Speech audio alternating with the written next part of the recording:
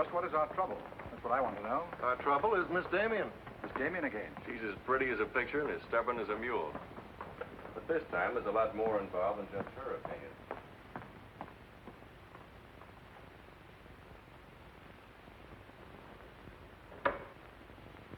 Come in, Miss Damien. We were just ripping you up back a little bit. So I gathered. There's nothing personal. It's about Mr. Courtland. Courtland? Oh, yes. He runs a jewelry store. He owns Courtland and Company. London, Paris, Fifth Avenue. You may remember him as one of our biggest advertisers. Oh, what Shirley wants to say... I know what Shirley wants to say. I always know what Shirley wants to say. He wants to know why I killed the art layout on Mr. Courtland's famous jewels. And I understand the April number goes to press without it. That's right. In the first place, it's no art layout. It's a press agent's dream. But the result is we stand a good chance of losing the Courtland account. Now, am I running my department or am I not? I haven't said anything, Miss Damien. Well, I had a talk with Courtland, and he was decidedly acid about it. I'm not interested in Courtland. But if this magazine is going to submit to advertisers' blackmail, I'd like to know about it. Now, please, Miss Damien. If that's the policy, Mr. Kranich, you better get someone else to take my place. Please, Miss Damien, just a moment. Gentlemen, if you don't mind, I'll talk to you later. I thought I should bring this to your attention. You can't blame us for trying, Mr. No, of course not. No harm done, gentlemen. Madeline, you've got yourself all worked up. Come, sit down. I'll get you a drink. No, thanks. I don't want one. No? What is this private blackmail of yours? Threatening to quit in order to win an argument. Oh, I'd just as soon quit. I mean it. Now, tell me, what's happened? You're all wound up. What's bothering you? Oh, nothing's bothering me. You know I don't want you to quit. I won't go into my personal feelings, but you are the best art editor we've ever had. How's the insomnia? Oh, I found some new sleeping pills. Red ones this time. Red pills to put you to sleep. White pills to wake you up. Doesn't sound very sensible, my dear. What are you doing this evening? Dining with Freddie Fancher. Oh, Freddie again.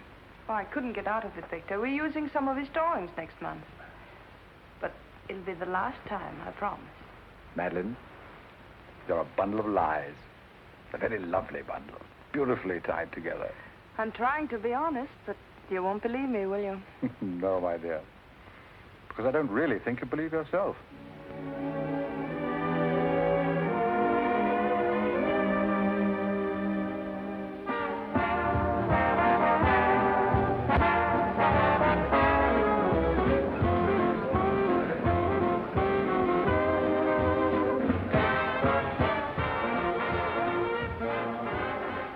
Why do you have to go back to that bore, Freddie Fancher? You haven't even given me a chance to make love to you. You've been doing all right. You know something? It's awfully hard making love to a woman who makes more money than I do. It'd be much easier if you made love to me. Would it? Oh. You're trying to give me the brush off, are you? Well, finally, we understand each other. Well, there you are, Freddie. There's your girl and no bones broken. I'll see you at the office, Madeline. I'd join you if somebody asked me. Nobody's asking. Fair enough. Why do you have to dance with that pollywog? Look, I've told you not to drink. I always drink, particularly when I'm with you. Oh, am I that hard to take sober? You're a voluptuous pain in the neck. I'm going home. You're not going to walk out on me. Come on, be yourself. I've told you I'm going to leave early. But you can't leave me just sitting here in the snow. I'm mad about you. In my own foul way. Good night, Freddie.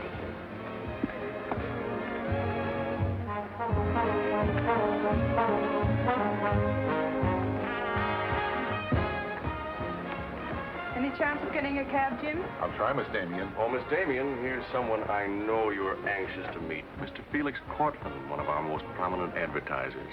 How'd you do, Miss Damien? How do you do?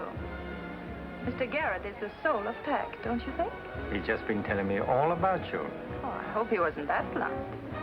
Oh, you needn't worry. I always form my own conclusions. Can I give you a lift anywhere? My car's just outside. No, thank you. They're getting me a cab. Oh, I'm very sorry. I'm sorry, Miss Damien. There isn't a cab around. Oh, how long do you think it'll be? That's hard to say.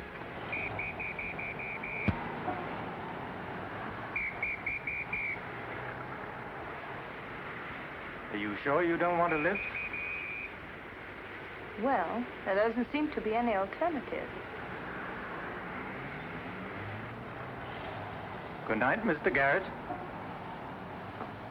Good night, Mr. Courtland.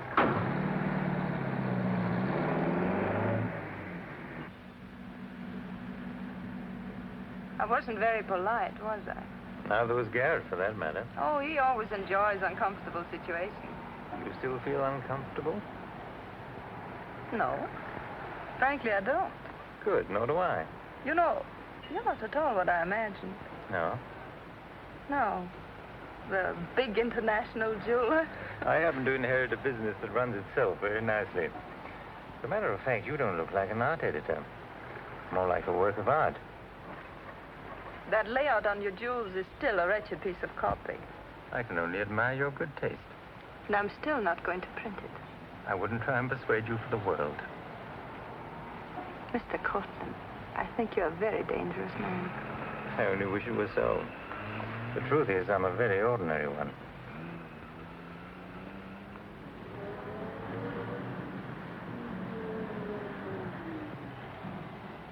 Oh, I'm sorry. I forgot to give you my address. It's my fault. I forgot to ask you. Won't you come in for a minute? No, I don't think so. Oh, but you really must see those jewels you've been insulting. They're much handsomer than the photographs. I'll need you in about 15 minutes. But I said I wasn't coming in. Oh, yes, so you did.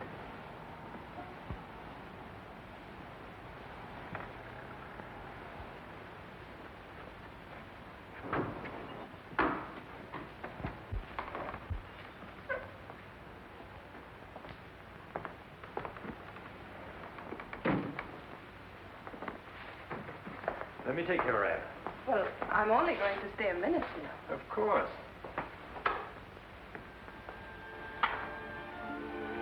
What a wonderful room. I've had this place a long time. In fact, I'm pretty disgustingly rich. Don't you find that rather pleasant? Oh, it's not so hard to take once you get the hang of it. I think I know all the troubles that come with money. And all the pleasures. Well, have you got me all figured out? Only what I see here. Good books, fine pictures. Wonder if you ever look at them. Oh, but I do. I'm a lonely bachelor, and I spend hours here all by myself poring over old manuscripts. You don't expect me to believe that, do you? Didn't my father paint that? Was Stephen Damien your father? Uh-huh. That's very interesting. Is it? I remember when he came here to paint that picture of my mother. Everybody was fascinated by him, especially Mother. Father ended by chasing him out of the house. I'm afraid that's the way it usually ended. My father was very much in love with life.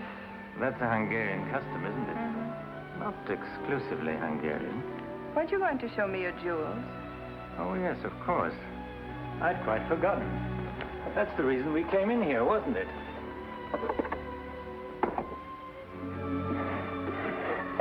You ought to feel very flattered, Miss Damien. This safe is one of my darkest secrets.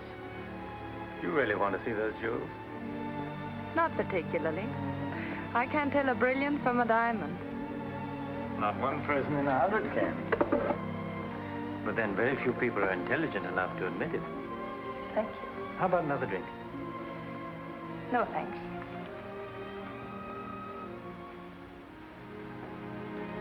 You know, you need relaxing. Lots of relaxing. I can hear your nerves snapping like rubber bands. I'm not nervous at all, see? You're a very curious mixture. A highly moral voice. That's not me, that's my mind. A man's mind, I'd say. Why not? I do a man's work. And desperate eyes. Eyes full of shadows. Insomnia does that. Does it?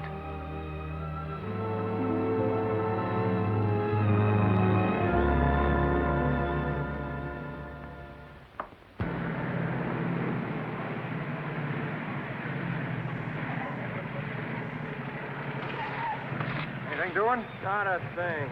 You know, it's getting me down eating in these hamburger joints. One thing you gotta learn, eat where the truck drivers eat. They know the right spot. Say, I saw a funny thing up the road just now. Good-looking dame sitting in a car all alone. Yeah, what was she doing? That's just it. She wasn't doing nothing, just sitting there. I got a rule about women. If they ain't breaking the law, let them alone.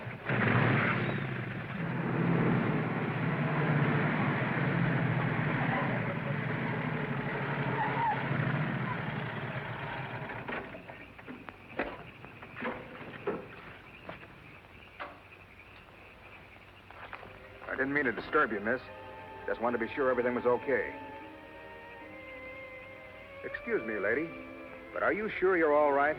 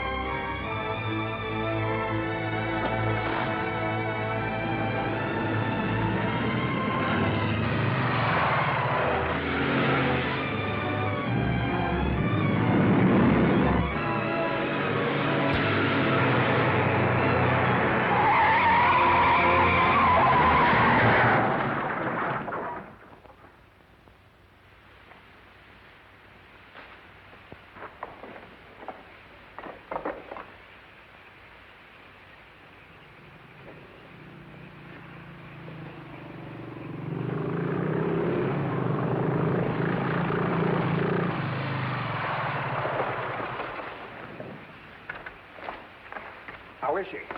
Luckier than she deserves. I just checked on her up the road. She was acting kind of strange then. I'd better call that ambulance. I doubt if it's serious, and I'm as good a doctor as you'll find at this time of night. Let's take her inside.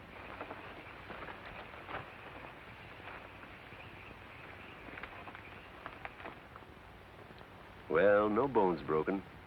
Bruises, that's all. I think you better rest here for the night. I'm a little surprised. You're a beautiful young woman. You've been in an accident. You haven't asked for a mirror. Perhaps that fits with the way you were driving tonight. Perhaps you find the idea of living not very attractive. Is that any of your business, Doctor? As a matter of fact, it is my business. I happen to be a psychiatrist. I don't need a psychiatrist. You won't mind if I disagree with you. Here's a beautiful young woman, apparently well-to-do, apparently in good physical condition, who just doesn't care what happens to her. This is interesting. Not altogether unusual, but interesting. Of course, there are the obvious deductions. It's my life, Doctor, and I prefer to run it myself. And you don't want anyone to see inside it. Perhaps you don't even want to take a look yourself. Many women haven't the courage to face themselves, so they look for escape in one excitement after another. Half my patients are like that. But I'm not one of your patients. If you tell me how much I owe you, I'll be going back to town now. Very well. I'll drive you to the station.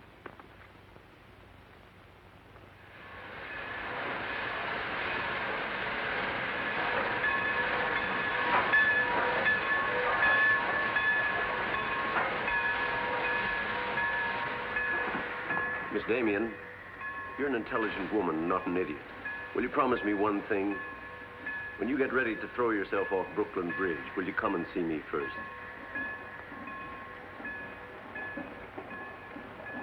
Goodbye, Doctor.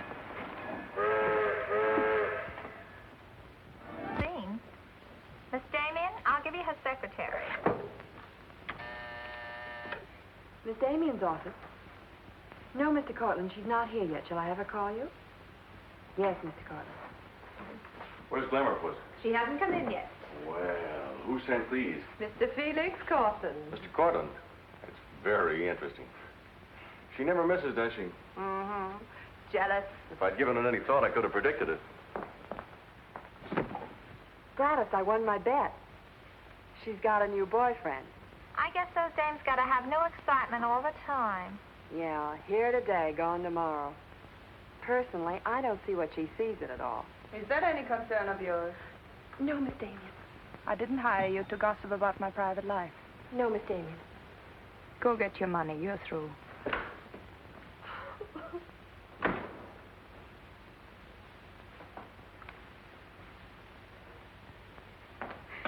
Damien, come in yet? What's the matter, sweetheart? Miss Damien fired me. Fired you? What for? He heard me talking about Mr. Courtland. Courtland, eh? Don't you worry, baby. I'll fix that. I understand you fired June. That's right. What's the idea? I don't like people to gossip about me. You don't, eh? No, I don't. Well, it's pretty late to be thinking about a thing like that, and it's a rotten trick to take it out on your secretary. Get out of here. You don't think your life is a secret, do you? Boys were betting 8-5 this morning that the Courtland layout would be in the next issue. You're disgusting. Madeline, why don't you get wise to yourself? Everybody else is. One romance after another. That's your whole life, and you adore it. Get out. You try to dress it up with pretty words, but you don't fool anybody. They know what you are, and you'll never change. Get out! You don't care because it's too much fun.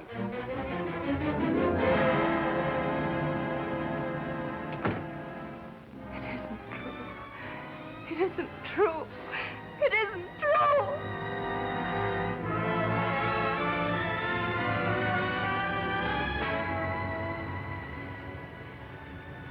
I'm a little surprised. Here's a beautiful woman who just doesn't care what happens to her.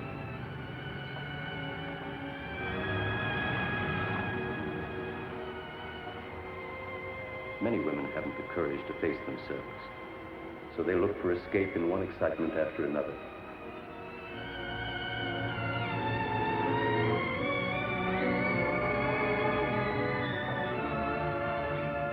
Perhaps you find the idea of living not very attractive. Lady, if you want to kill yourself, why don't you try the fridge?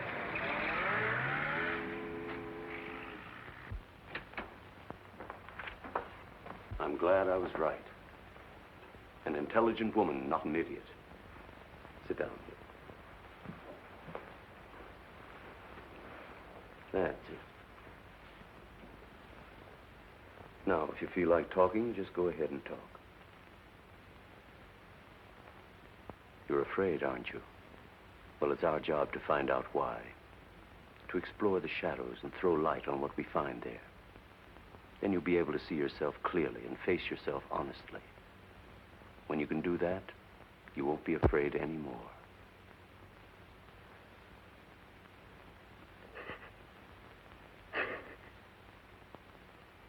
I was living with my father. Mother had left him before we came to America. I was 10.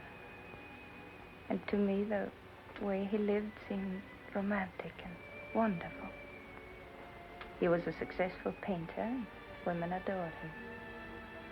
He went his own way and did what he pleased. Just as you've been trying to do? I suppose so. But why? Did it make him so very happy? Oh, I was certain he was the happiest man in the world. Until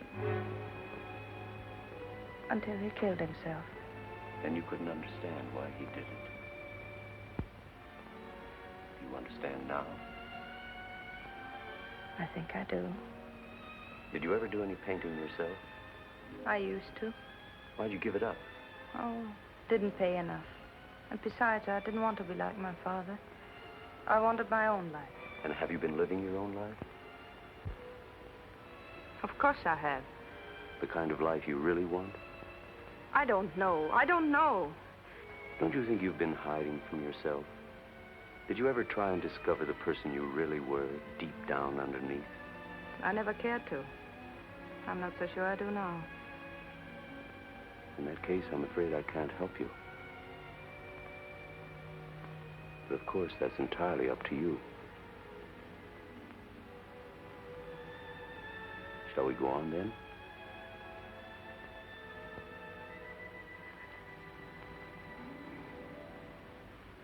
I was doing what I wanted to do. Paying my own way and making my own rules.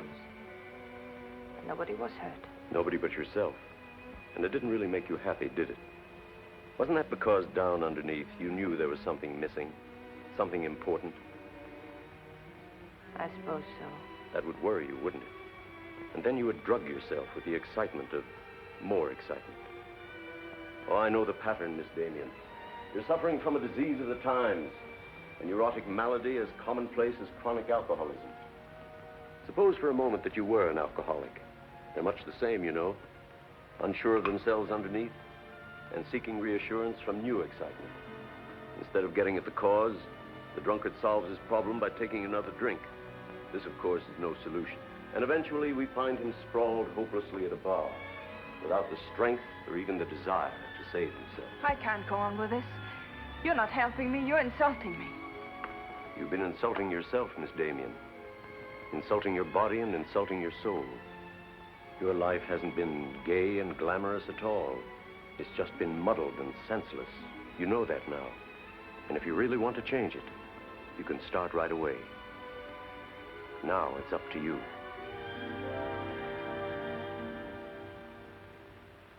You can have my apartment, Ethel. The rent's paid till the end of the month. Darling, I feel like a vulture wheeling over your head.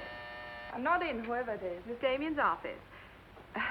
No, she still hasn't come in, Mr. Courtland.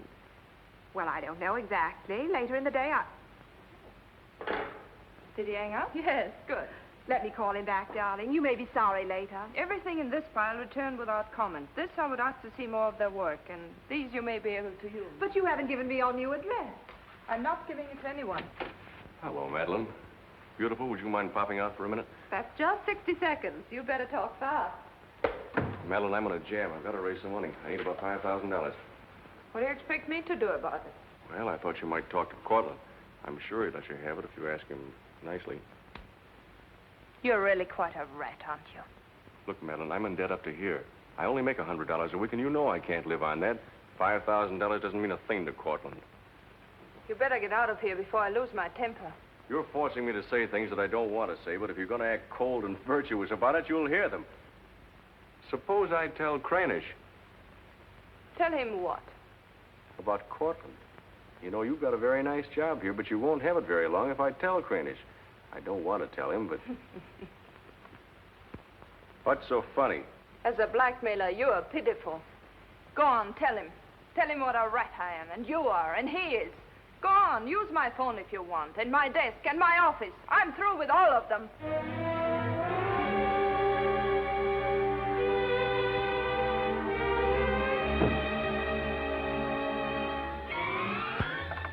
Boulevard Magazine.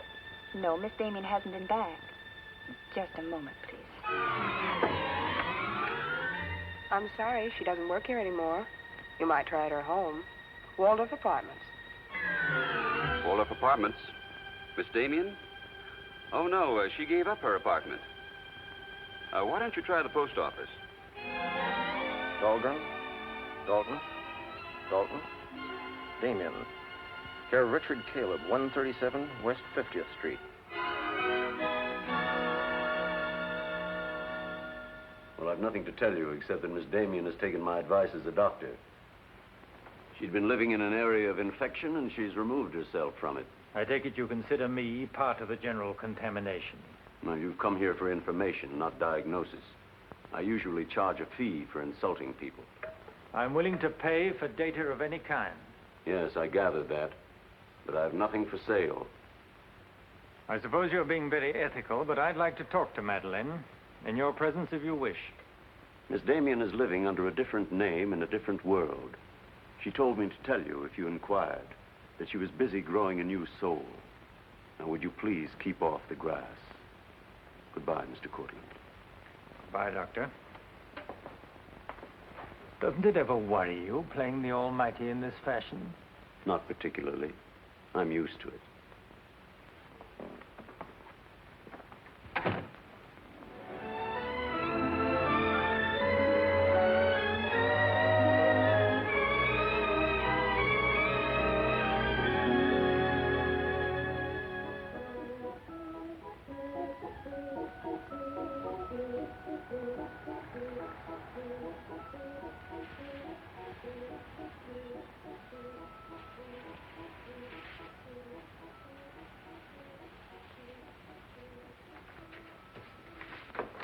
How's it look? It's better than torn wallpaper. So you think I've talent, then? Well, you'll do better after you get the hang of it. I only hope the new tenant will like it. Well, he seems awful particular. He's a floor walker at Macy's. Oh, well, you can always give it back to me. You'll never sell it, you know. Take my advice and try something more cheerful. You know, like flowers and butterflies. I'll do that. Thank you, Mrs. Geiger.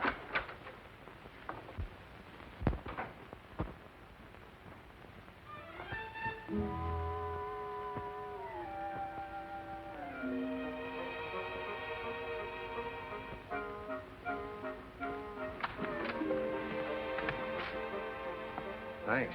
You saved my life. Is this yours? Yes. Mrs. Geiger would scalp me if she knew I kept mice in my room. Well, why do you keep mice in your room? Pathologist, part of my homework. I really shouldn't bring these fellas out of the lab, but, well, I got kind of attached to this one. Oh, thanks again. Hey, women are supposed to scream. Aren't you afraid of mice? Well, no, but next time I'll scream.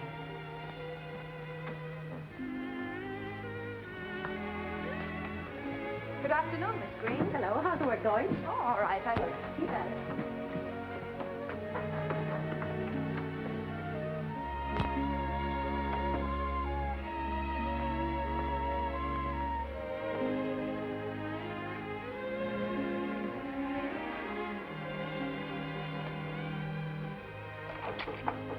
Come in.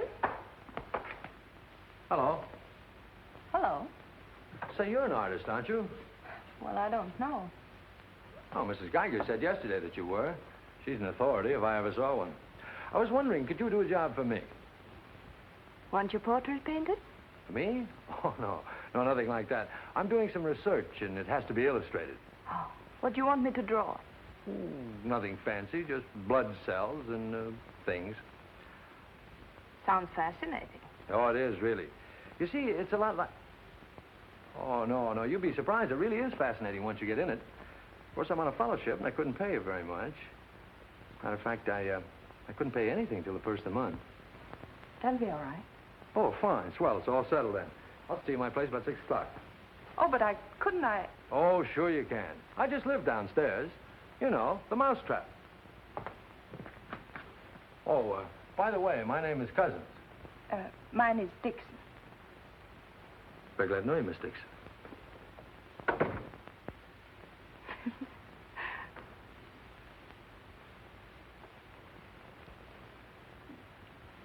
Just what am I drawing? Am I allowed to find out?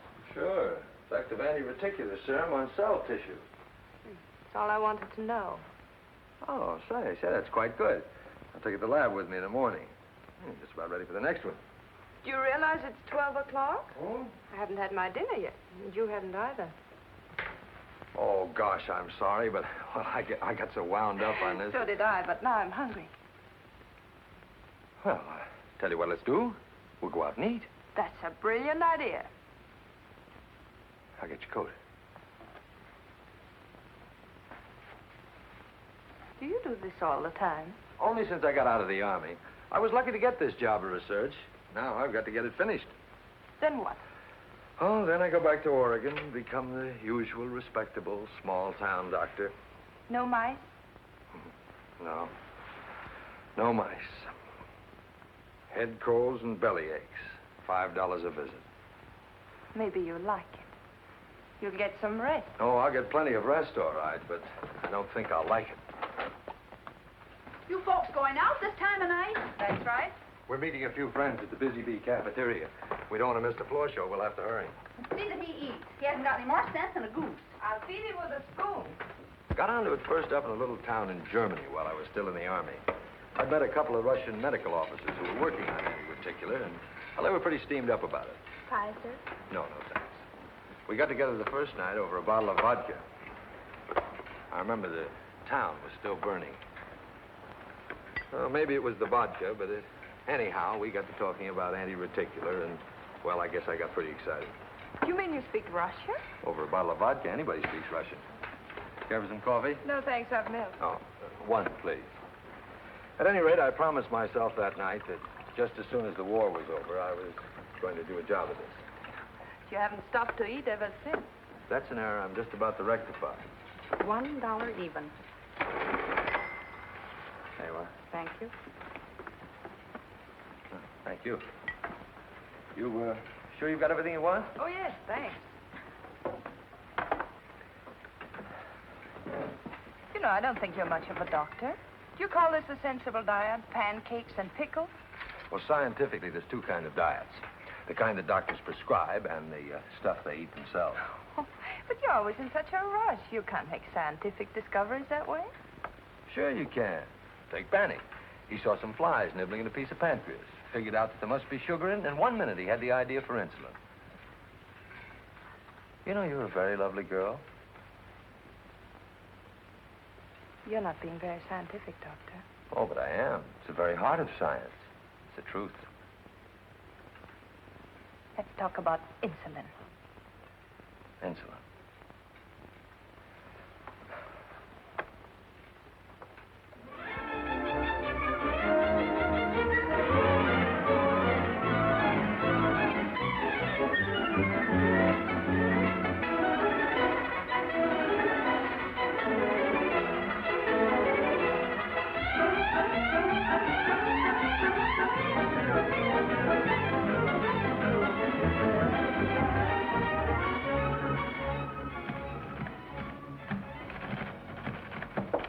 Come in. Hello. Hello. Say, did you buy these new manuscript covers? Yes, are they all right? Oh, sure, they're fine. How much they cost? Oh, nothing at all. Something like 20 cents. Oh, nothing at all, huh? You know you can buy a pair of good mice for 20 cents?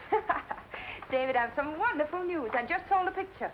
No fooling. Who bought it? The floor walker downstairs. He said it's almost as good as a photograph. Well, the man has great taste. Oh, I think it's wonderful. I'm proud of you. And I'm a little proud of myself, too. David Cousins on anti-reticular. Oh, David, it looks fine. It's important, isn't it? I mean, not just to you, but really important. Well, it won't cure all the ills of man or beast, but... Yes. Yes, I think it may be important. And I also think that I better hand it in before I start changing it again.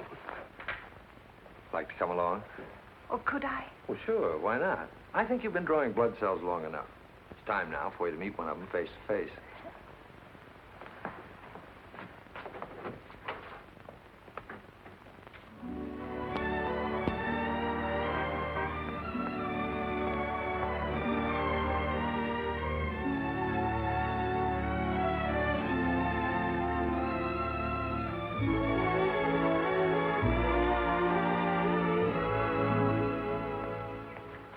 I hope your text is as good as your illustrations. I hope so, too, sir.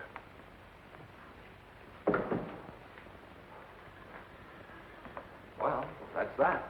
You didn't tell him they were your drawings, did you? I didn't tell him they weren't. Come on, I'll show you my lab. Coffee. I wouldn't try and drink it if I were you. Assistant pathologist.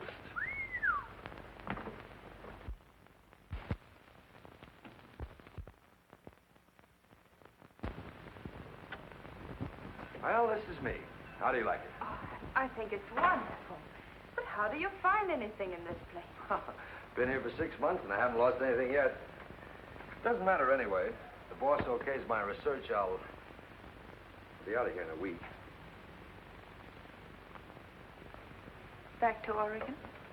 Yes, back to Oregon. All that way just to make a living. Is it as bad as all that? Oh, what's the use in kidding, Madeline? I'm so much in love with you, I can't see straight. I haven't done any work in here for days. I just sit around waiting until I can see you. I know. Because that's just what I do. Wait to see you. Darling. Oh, darling, I never felt like this about anyone before. Tell me, when did you first know? Oh, when I first saw you, I think. Yeah, me too. I'll never forget you standing in that hall with a mouse in your hand. Only I didn't know then what was happening. I thought I had the flu. Will you marry me? Oh, David. Well, will you? We don't know each other. I mean, you don't know me. Oh, but I do. Of course I know you. Now, what do you want to know about me? David Cousins, M.D., University of Oregon, Captain Medical Corps Reserve, young, healthy, and very much in love. Will you marry me?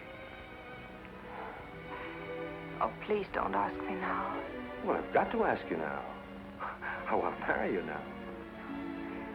Please give me time, David. I'm all mixed up. I'd like to go home now.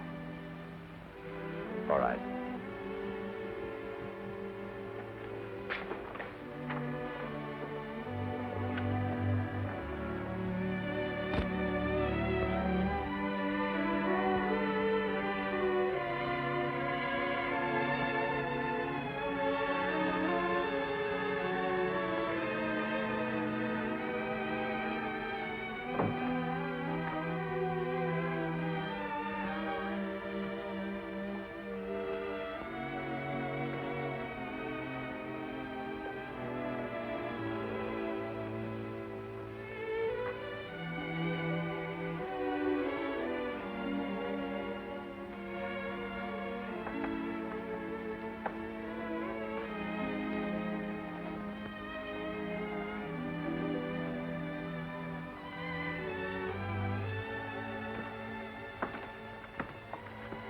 Madeline. You haven't answered a rather important question I asked you. I can't say no, because I wouldn't mean it. Darling.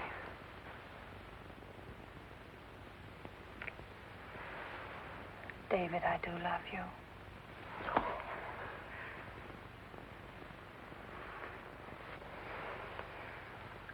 Good night, darling.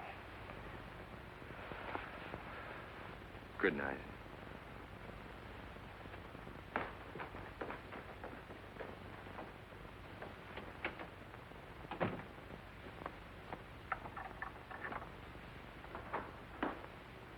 Hadn't you better close the door?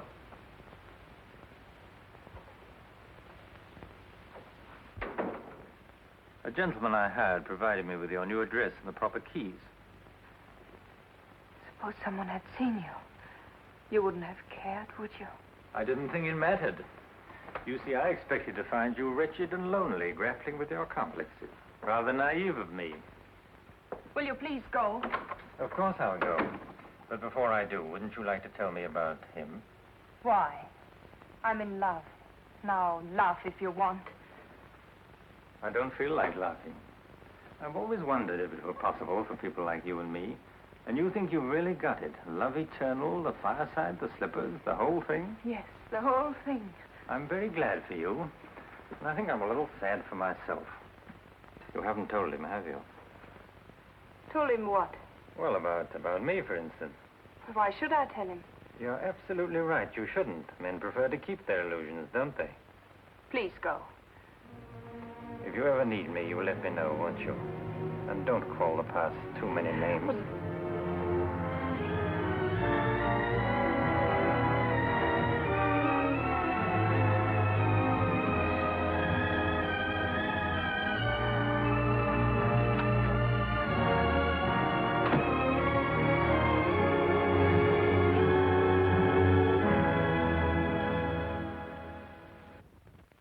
What you say. I'm going to marry him just as soon as it can be arranged. You want to run away from your problem? I'm not running away. You are, you know. You're looking for security from someone else instead of building it within yourself. But I love him. I can't talk to you if you don't believe me. Falling in love doesn't cure everything overnight. What do you mean? Let's be honest. There's a side of you that hasn't fully changed. Isn't that true? That is true, isn't it?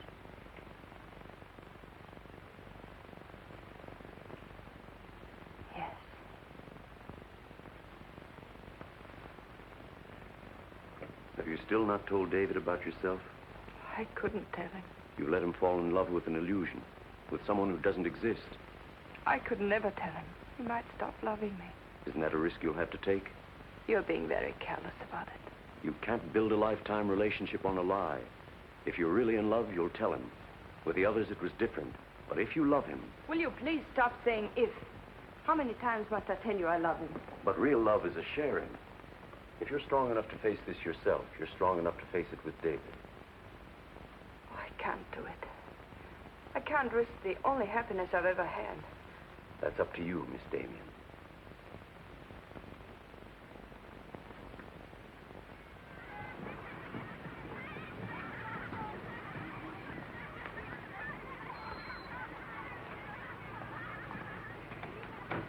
Hi.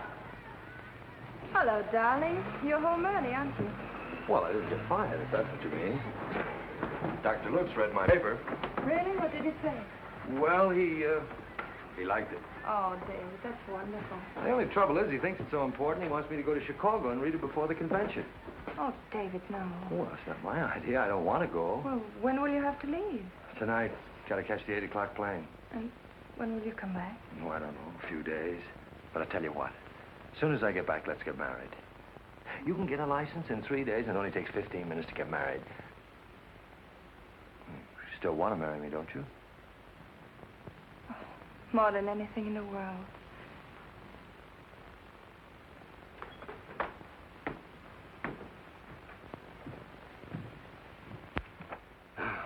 You know, I'm going to feel kind of silly at that convention. Of course, it's a great honor and all that, but You realize that I'll be talking before some of the biggest men in the field? What's the matter, darling? Nothing. I was just thinking how I'd feel if you didn't love me. Oh, don't be silly. Not a chance. David, could you ever stop loving me? Oh, that's really a gruesome thought. Of course not. Even if there was a reason? The world is bothering you. Nothing. I just wanted to be sure. Sure about what? That you loved me and not an illusion you built up about me. Scientists can't believe in illusions. I believe in you. You're the best thing that's ever happened to me. 4 shirts. I wonder if that'll be enough. Come to think of it, it'll have to be. That's all I've got. Socks? Well, that just about does it. Madeline, was there something special on your mind? Something that you wanted to tell me? Just that I love you, that's all.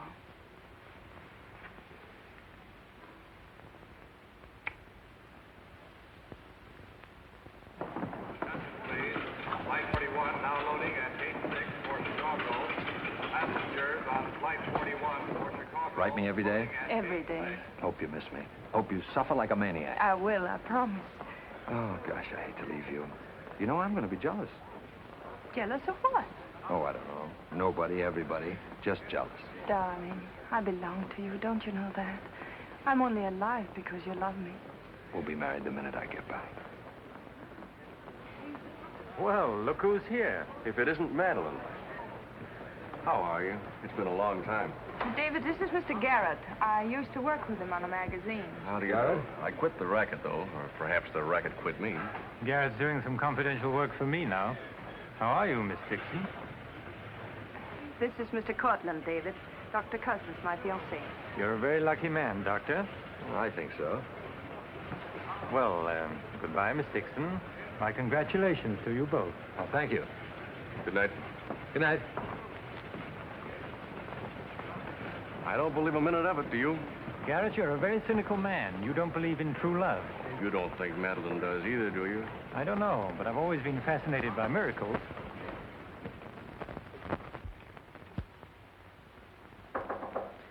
Come in.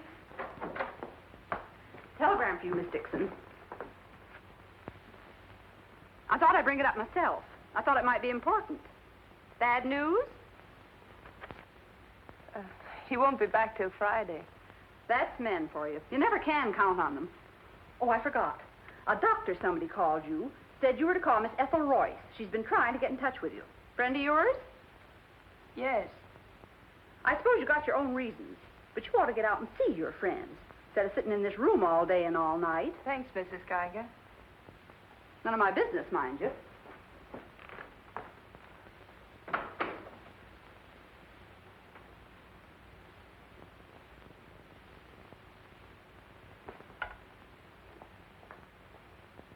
Ethel, this is Madeline. Madeline. Darling, but this is really a voice from the dead. I pestered that doctor of yours for hours. I just have to talk to you. Well, what about? Well, you remember that art supplement, the one you started? Well, I do need your help, dear. I'm in an awful mess. Sorry, dear. I'll never come into that office again as long as I live. Oh, but I wouldn't ask you to do that. Just meet me somewhere. It'll only take an hour, I promise. Well, if it's just the two of us. All right. I'll be there at 5. Oh, so relieved. We were really desperate. Wonderful. I'm just dying to see you. Bye, dear. She'll do it. Good. Wonderful thing, professional pride. It never dies. How'd you sound? Awful. What do you expect? Too bad. Victor, I don't want you to be there. Wouldn't think of spoiling your reunion, my dear. I don't trust Madeline, doctor or no doctor. Nor you either, my sweet.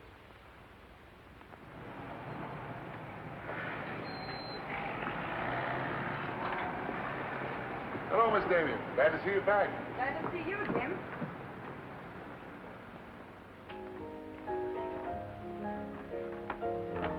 Hello, Luigi. Is Miss Royce here? She just came in, Miss Damien. We missed you, Miss Damien. Have you been away? No, but it's nice to be back just the same. Hello, Ethel. Darling, you look wonderful. A little pale, but so interesting. You know, I can't stay very long. I understand, dear. We'll get right to work. Usual, Miss Damien? Well, I don't know, Carl. You'd better. Wait till you see the mess I'm in with the supplement. All right, Carl. Darling, I'm just dying to hear what you've been up to. You must tell me everything. But there's nothing to tell. Come on, let's go to work.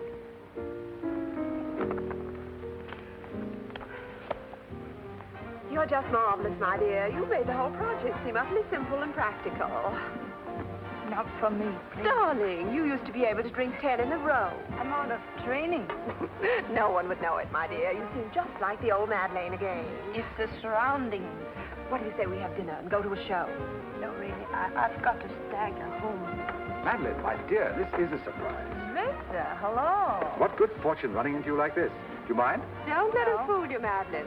He heard me making the date with you. It's true, but I'll deny it. Frankly, I wanted to have a look at you. You look very dashing for a hermit. Thank you. We've all missed you desperately, haven't we, Ethel? As though our little hearts would break. What about a drink with your old boss? I had enough. 3 of whatever it is. I've got all the data we need on the supplement. Good. What about the data on Madeline? No data. Now, if you'll excuse me, I You really can't have go now. Look who you'll run into. He's seen you. Mr. Garrett no longer graces our staff.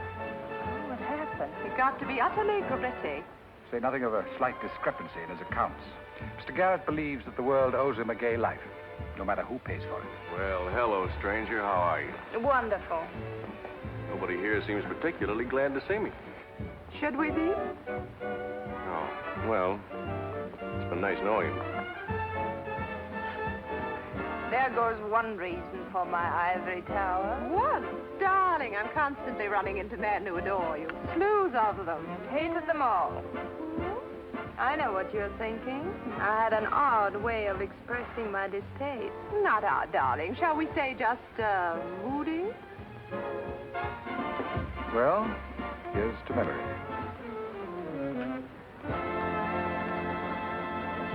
May I speak to Mr. Courtland, please? Just a moment, sir.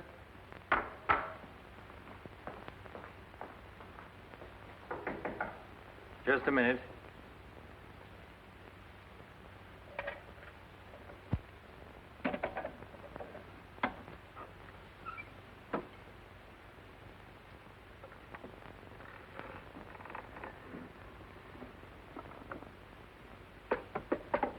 Come in.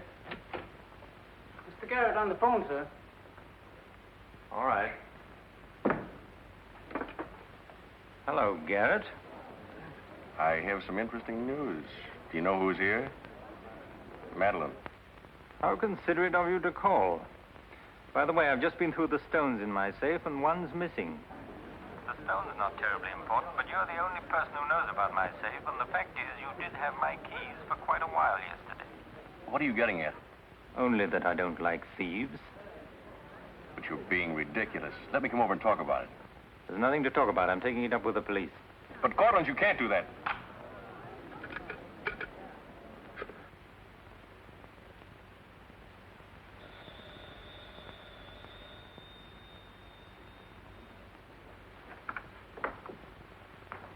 Mr. Garrett again, sir. Tell him I've gone out.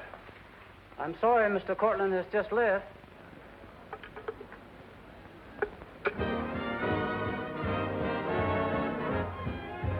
Are you all right, darling? Of course I am. You're not going to disappear again. Oh, yes. Back to my treetop. It's raining. Let me drive you home. Oh, no. Ethel wouldn't approve. Good luck, my dear, in your treetop. Bye, darling. Well? Let's face it, she's a changed woman. She'll never change, darling. She's just got herself a new set of words, that's all.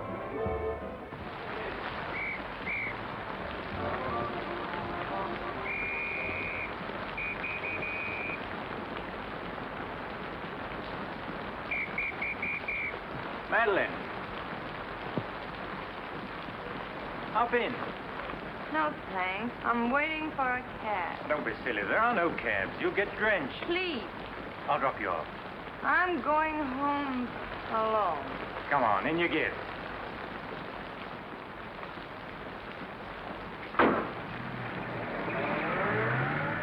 I hope you didn't get too wet. Your concern is touching. Quite a coincidence finding you in the rain.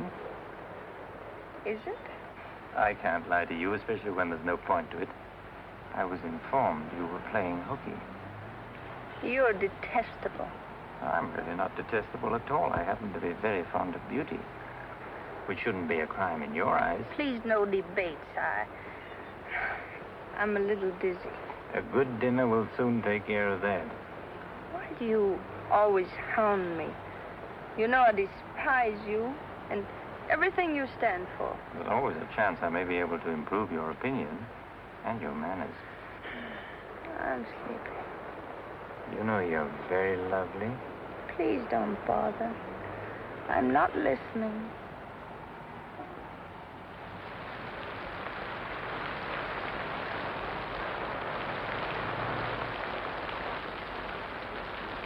Where are we? Don't you remember you visited here once upon a time? You're foul. You said you were taking me home. You forgot to mention the subject. A significant omission, as your friend Freud would say. Come on, I'm getting soaked. That's lunch, you. I'm going home. Right after dinner. Think how wonderful you'll feel when you slap my face.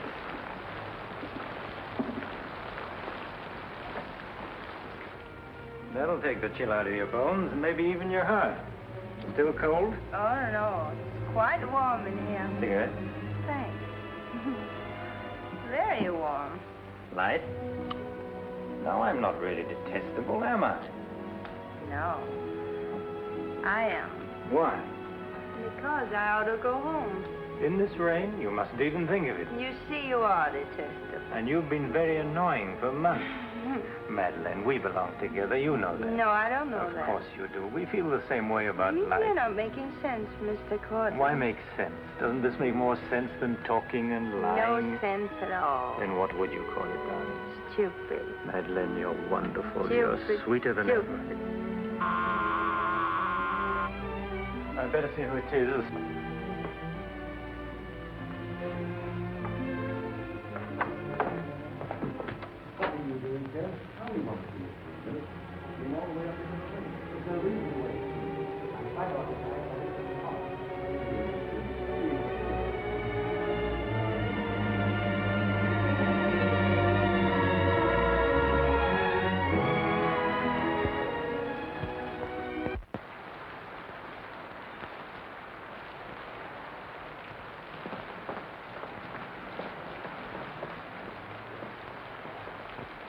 But I tell you, I'm going to raise the money. I'll pay you, honestly. I don't like dealing with thieves. That's a job for the police. You swear out a warrant, you'll never get a dime. Look, I didn't sell it. I just had to have some money temporarily. Here's the pawn ticket. I'm not interested in pawn tickets. Good night, But, Courtland, you've got to give me a chance. I said good night.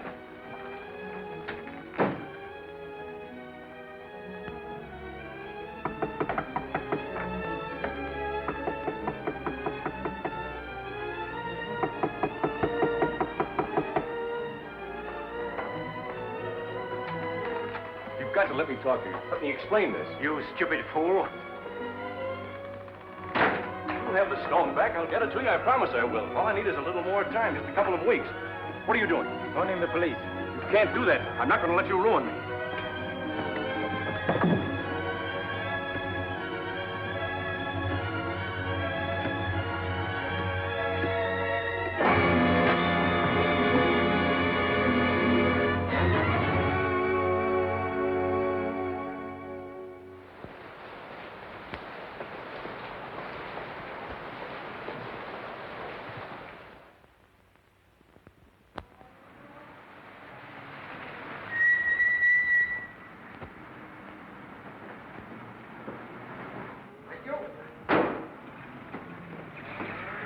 You're looking very lovely this morning, Mrs. Geiger. You wasn't expected back until Friday. That's what I like. A cheery welcome home. Miss Dixon upstairs? I haven't seen her this morning. Who is it?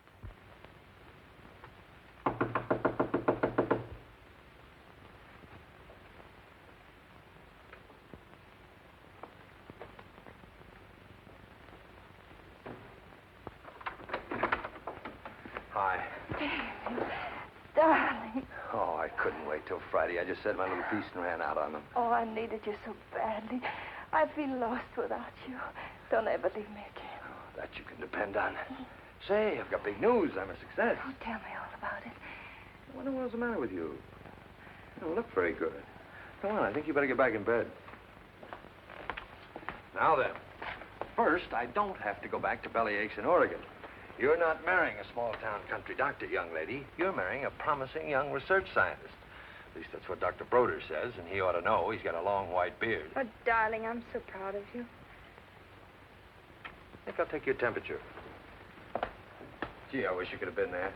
When I finished reading my paper, they all got together and offered me my own laboratory in California. I still can't believe it. There it is, right in the paper. You'll find it on the bottom of page 10.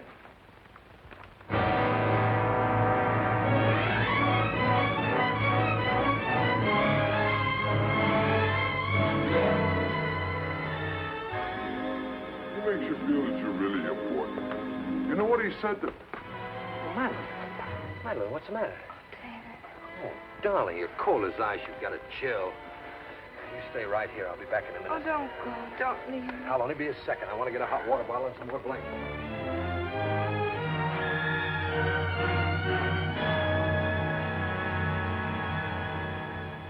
Miss Madeline Dixon at home? I don't know. Friends of hers? We're from police headquarters. Where's the room? Upstairs. What do you want to see Miss Dixon about? We'll tell her.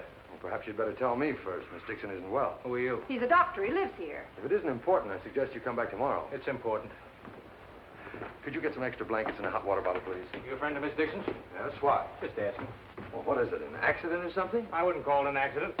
I wish you'd cut out this mystery and tell me what it's all about. Okay, Doc, take it easy. Madeline, these men are from the police. They want to We'll take over from here, Doc. I'm Sergeant Patelli. This is Sergeant Beitler. You're a friend of Felix Courtland's, weren't you? Matter of fact, you were with him last night. No, I wasn't. Did you see Mr. Courtland any time yesterday? No, I didn't. Now, look, Miss Damien, we wouldn't be here asking questions unless we already knew most of the answers. Oh, wait a minute. Her name's not Damien. I think you've got the wrong party. I think maybe you've got the wrong party, Doc. Her name happens to be Damien. This happens to be a case of murder. Take a look at that newspaper. I want to know what's going on in here. This is my house, and I've got to know. Sorry, madam. We'll talk to you later. As long as I've been here, there's never been police Take in her this and see house. what you can find out. lady. Come on. Now, Miss Damien, tell us what happened last night.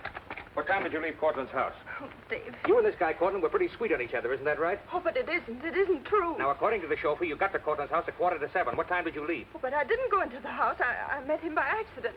David, don't look at me like that. How long have you known Miss Damien, Doc? Not very long, only a few months. Know that she was mixed up with this guy, Courtland? Oh, but it's a lie. David, it's a lie. Okay, so you didn't go into the house with Courtland? No, I didn't. He wanted me to come to the house, but I wouldn't do it. Oh, I didn't go into the house. I didn't, I tell you. Who you telling, me or the doc here? Did you get anything? She came in about 9. In a cab? No, she was walking in the rain. Landlady said she looked kind of wild-eyed. What about Courtland? He was here, all right. He visited her a couple of weeks ago. Get the date? Yeah, April 10th, around midnight. Anything else? The landlady thought that Courtland had a key to this place. She was kind of vague as to how he got it. I didn't give him a key. David, you can't believe that. I've got his key ring here. This one fits. He had a key, all right. But I didn't give it to him. Where are you going? Oh, David, don't leave me. I didn't kill him, I swear. I didn't kill him. Who cares whether you killed him or not?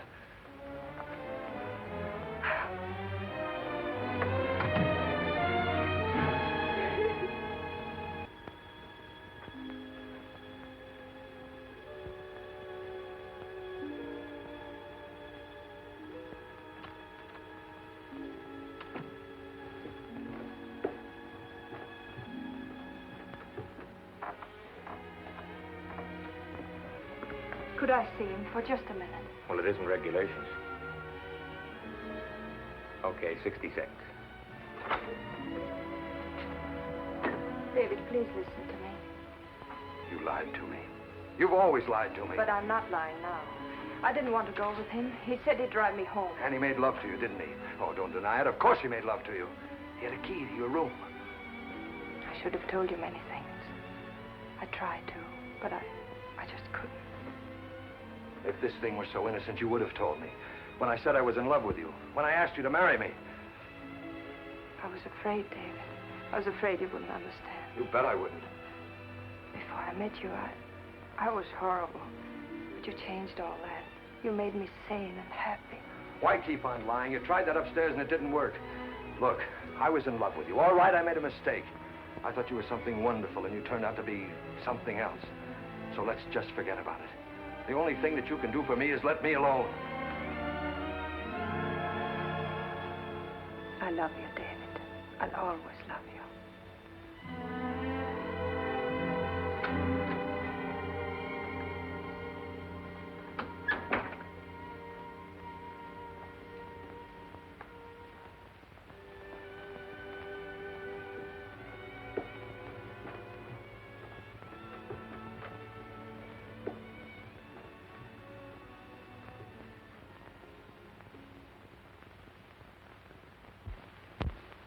And so, ladies and gentlemen of the jury, the prosecution will prove beyond a shadow of a doubt that Madeleine Damien is guilty of the premeditated murder of Felix Courtland. We will prove that she was in his apartment the night he was murdered. We will prove that her fingerprints are on the table lighter with which he was murdered. And we will prove further that she had a motive for the murder. For after all, this is a very simple story. To one man, Dr. Cousins, she was a pure and noble woman. To the other, Felix Courtland, an irresponsible light of love. Too self-indulgent to be faithful to the man she wanted to marry. Too weak and lacking in character to break with Courtland. Her twisted soul was bent on a heartless deceit. To make one man believe what all others knew to be a lie. And when Courtland threatened to expose her, she went to his apartment to plead with him in the only way she knew. She embraced him. She made love to him. And when, in spite of that, he threatened to expose the lie that she was living, she silenced him forever. Ladies and gentlemen of the jury, the state asks you to find Madeleine Damien guilty.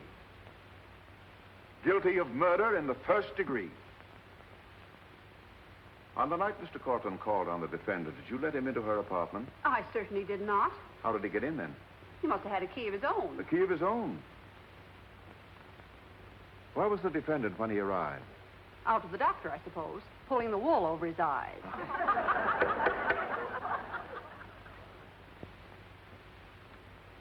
Thank you, Mrs. Geiger. Your witness, Mr. Mitchell. You've got to let me cross-examine her. No questions. Miss Damien, I can't defend you properly if you won't let me. We've got to put up a fight. Fight? What for? And now, Mr. Garrett, just what was the nature of the work you did for Mr. Courtland? Well, most of it was personal. Confidential secretary, I suppose you'd call it. And in that capacity, you were in a position to learn a great deal about his private life? Yes, of course. Did Mr. Courtland know that Miss Damien was lying to Dr. Cousins and concealing her true character from him? I'd rather not answer that question, Mr. O'Brien. You see, both Miss Damien and Mr. Courtland were friends of mine. Yes, I understand. Well, let's get back to the meeting at the airport. What was the attitude of the defendant when Courtland saw Dr. Cousins? She was embarrassed, naturally. Yeah. She was embarrassed, naturally. Thank you. Your witness, Mr. Mitchell. I've got to cross-examine. If I don't, we haven't a chance. Don't ask him anything. No questions. Were you a close friend of the defendant? Yes, I was. Did she confide in you on matters of a personal nature? Yes, she did. If you were asked in this court, do you think you could recall any of those intimacies? I could recall some of them in lurid detail. Your Honor, I object. Objection sustained. Well, let me ask you this, Miss Royce. Would you say in general that men found Miss Damien attractive? Definitely. And would you say that Miss Damien found men attractive to her? I'm afraid I most certainly would. You would? What were the relations between Miss Damien and her former employer, Mr. Cranish? They were friendly. In your opinion, was there anything more than friendly? I object, Your Honor. The question calls for the conclusion of the witness and is prejudicial. Objection sustained. Dr. Cousins, I'm Dr. Caleb. Miss Damien's a patient of mine. I don't happen to think she's guilty of murder, do you? No, I don't. She may be guilty of other things, but in there she's being tried for murder. And she won't even defend herself. She's got a pretty good lawyer, hasn't she? She needs your help, Doctor. In her own mind, she's not on trial for murder. She's on trial for those other things. And it's not the judge who's trying that case, it's you. I don't want to be rude, Doctor, but I don't think you know what you're talking about. I'm sorry to disagree. You see, I've been treating Miss Damien for some time. I happen to be her psychiatrist. Dr. Caleb. I'm sorry to have bothered you, Doctor.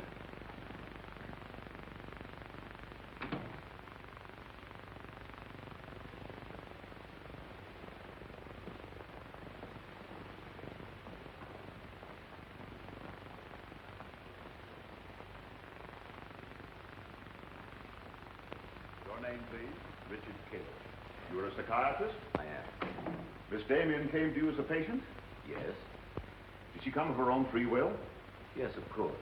Isn't it true, Doctor, that people do not go to a psychiatrist unless they consider themselves, well, shall we say, not well balanced? In general, that's correct. As a matter of fact, wasn't Miss Damien on the verge of committing suicide when she made her first visit to you? Your Honor, I object.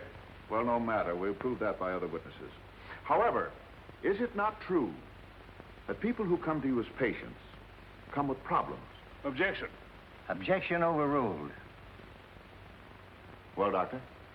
There'd be no point in their coming to me if they didn't have problems. So the defendant came to you with a problem. Do you mind telling us, Doctor, in your opinion, just what was Miss Damien's problem? That is a confidential matter between doctor and patient. I'm afraid I can't discuss it. Well, during the course of your treatment of Miss Damien, did you ever discuss her relationship with Dr. David Cousins? Yes, we did. Well, bearing in mind the fact that she's engaged to be married to Dr. Cousins, do you think she was as frank with him as she should have been? As a matter of fact, I urged her to tell him everything. And did she? Not to my knowledge. Well, why not, Doctor? Why didn't she?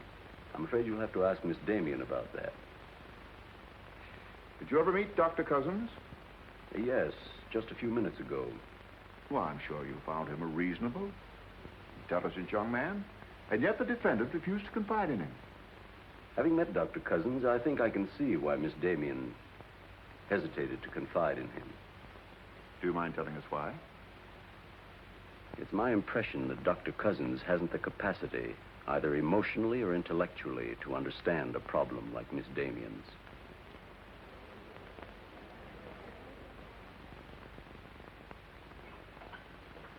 How's the trial going, Doctor? Not very well, I'm afraid. There's a Dr. Cousins in your office. Oh? He said you weren't expecting him. As a matter of fact, I was expecting him. Hello, Doctor.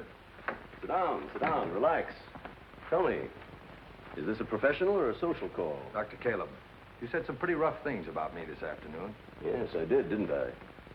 I think I'm entitled to an explanation. So do I. As a matter of fact, I'm very glad you came over. I wanted to talk to you about Miss Damien. I'm not interested in Miss Damien. I'm glad to see you're still in love with her. And I'm not in love with her. All the better. Then we can approach the subject of Miss Damien as one scientist to another. You see, I'm interested in Miss Damien because she's a patient of mine. I believe I was well on the way to solving her problem. It would be most distressing to me if she were to die now for a crime she didn't commit. It would be as though you had lost one of your white mice, one that you had just inoculated. What's all this got to do with me? Only this, that when you testify tomorrow, you'll be asked to tell the truth. The whole truth. The whole truth about a human soul is a complicated proposition. Now, I'm not going to tell you anything about Miss Damien that you haven't already heard. But isn't it possible that you've picked up a few stray facts and added them up to a conclusion that's entirely wrong?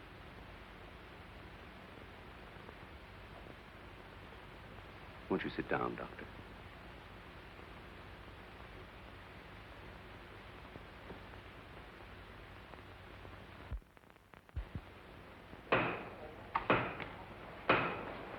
Hear ye, hear ye, hear ye. The court is now in session. Call your next witness, Mr. O'Brien. Dr. Cousins, please. This will be their last witness. You've got to let me put you on the stand. I tell you quite frankly, Miss Damien, if you won't testify, you haven't got a chance. Raise your right hand. You solemnly swear to tell the truth and the whole truth, nothing but the truth, so help you God? I do. Please be seated. Your name, please? David Cousins. Under what name did you know the defendant? Madeline Dixon. Did she ever tell you her true name? No, sir. Did she ever lie to you about her identity? Yes, sir. How long did she continue to lie to you? Till the morning the police came. Did she ever tell you about her relations with Courtland? No, she didn't. You proposed marriage to the defendant, and she accepted you. Yes, sir. And still she didn't tell you about Courtland? No, sir.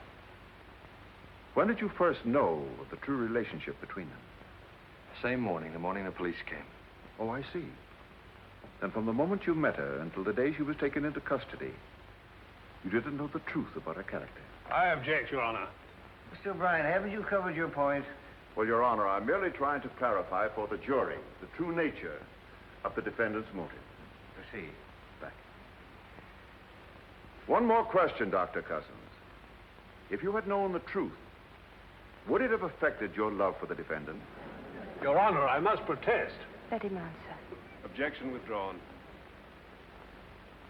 And now, Dr. Cousins, if you had known the truth, would it have affected your love for the defendant?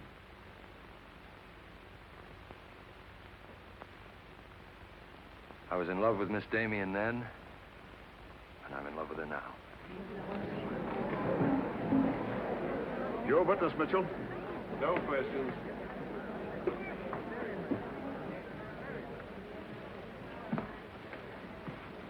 Did you really mean it? Yes, I really meant it. I can't believe it. Now will you let me put you on the stand?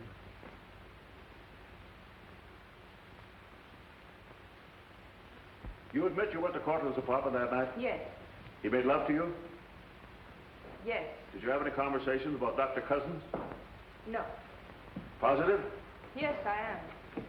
But tell me, Miss Damien, were you in love with Felix Courtland? No, I wasn't. Were you in love with Dr. Cousins? Yes. Oh. But you went to Courtland's apartment nevertheless. Yes, I told you that. You were in love with one man, yet you chose to visit the apartment of a man you didn't love. Did you go of your own free will? Yes. Mr. Courtland didn't force you or threaten you? No. Then why did you visit him? I don't know. I made a mistake. You made a mistake. As you've told us on several occasions that you and Mr. Courtland were interrupted by a mysterious intruder. Can you tell this jury anything definite about that person? Anything at all? No, I didn't see him. You didn't see him? I only heard his voice. You seem very certain it was a man. It was a man. What did he say? Well, I don't know. They were talking in the hall. I couldn't tell what they were saying. Yes, you heard a voice. You're willing to swear it was a man, and you couldn't hear what he said. Now, what sort of a person do you think would be calling at that time of night? A bill collector? A man selling magazines? Or perhaps even a burglar? Why not a burglar? Mr. Courtland was a very wealthy man. He must have been a very timid burglar because nothing was stolen. Of course, you realize that Mr. Courtland kept his jewels in a vault at the store? Not all of them. He kept some at home in his safe. Safe? What safe? The one in his living room? You didn't by any chance see that safe, did you, Miss Damien? Yes, I did. The court, please. This is the first we've heard about a safe. I ask for a recess to examine the apartment. Well, Your Honor, we've been all over the apartment. But if there is a safe, and if it has been robbed... Gentlemen, court is adjourned until tomorrow morning. I suggest the district attorney, the attorney for the defendant, examine the apartment together.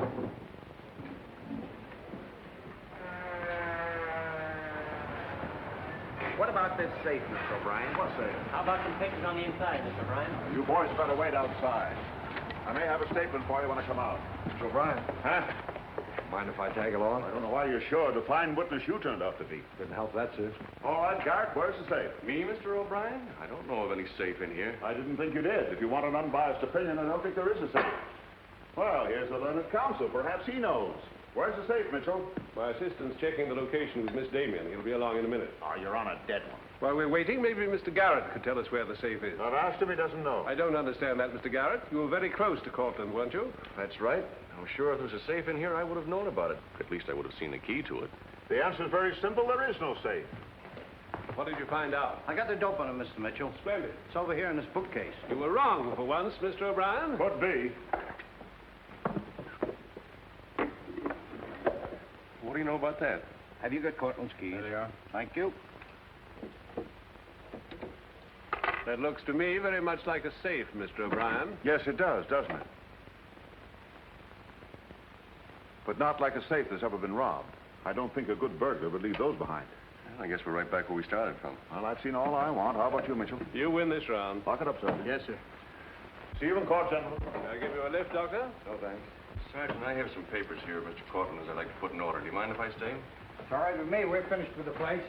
Thank you very much. Anything I can do for you, Doctor? Oh, I was just curious about something. I've never seen a safe like that before. One that operated with a key. Come to think about it, I guess I haven't either. Normal assumption about a safe is that the lock works on a combination. Yes, I guess most of them do. I was wondering how you knew that this one worked with a key. You said you'd never seen the key to it. Did I say that? Uh-huh. I guess I must have said something I didn't mean. Oh, I see. There could be another explanation. Really? Yes. That you were lying when you said you'd never seen the safe before. You're not serious, are you, Doc? I'm a scientist, Mr. Garrett. When we get hold of an odd fact, we consider every possible explanation. We make some of our most important discoveries that way. Well, it must be fascinating work. Yes, it is. Suppose I had known about that safe, which I didn't. What would that prove? Frankly, nothing. But it does suggest a theory. You were very close to Courtland.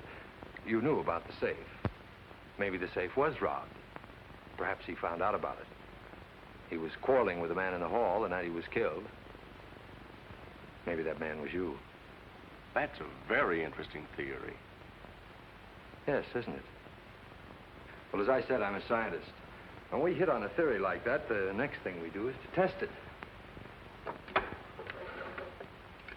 That's all I'm doing. I see. Then you won't mind having a little talk with the police? No, why should I? Fingerprints. But then, of course, if you've never seen the safe before, you won't mind them checking it for yours. Oh, certainly not.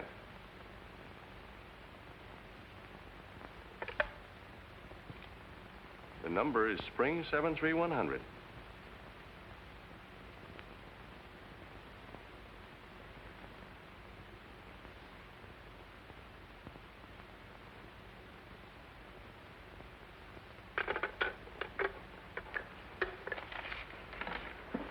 Okay, Doc.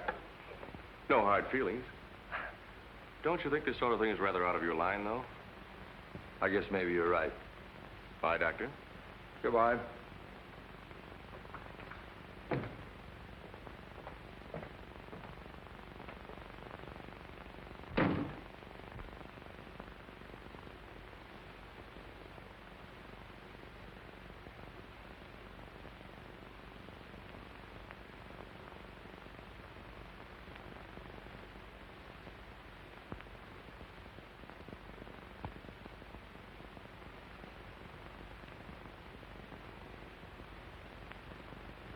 Spring 73100, wasn't it, Mr. Garrett?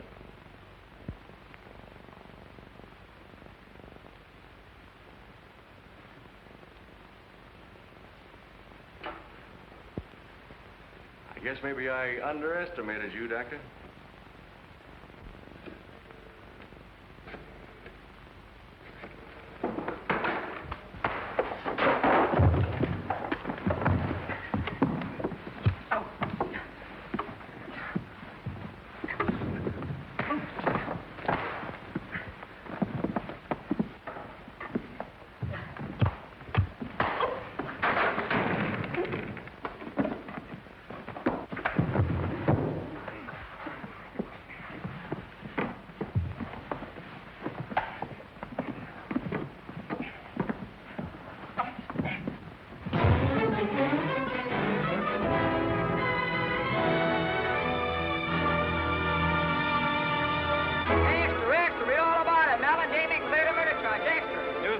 From the Associated Press newsroom. Bulletin. Madeleine Damien has been exonerated of the murder of Felix Courtland. The full confession by an ex-employee, Jack Garrett, is in the hands of the district attorney. It was a trial marked by many surprises. Notably, the beautiful defendant's startling disclosure of the jewel vault hidden in the apartment of the late diamond importer. The beautiful Madeleine Damien goes free, and Broadway is tipping its hat today to the young doctor who engaged the murderer in a battle royal. This is Geiger. I've been looking for Miss Damien. Have you seen her? She's gone. She asked me to give you this.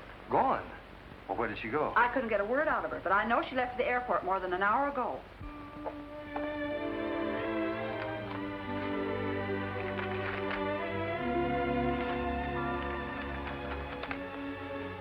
David, dear, I can still hear your voice in that courtroom.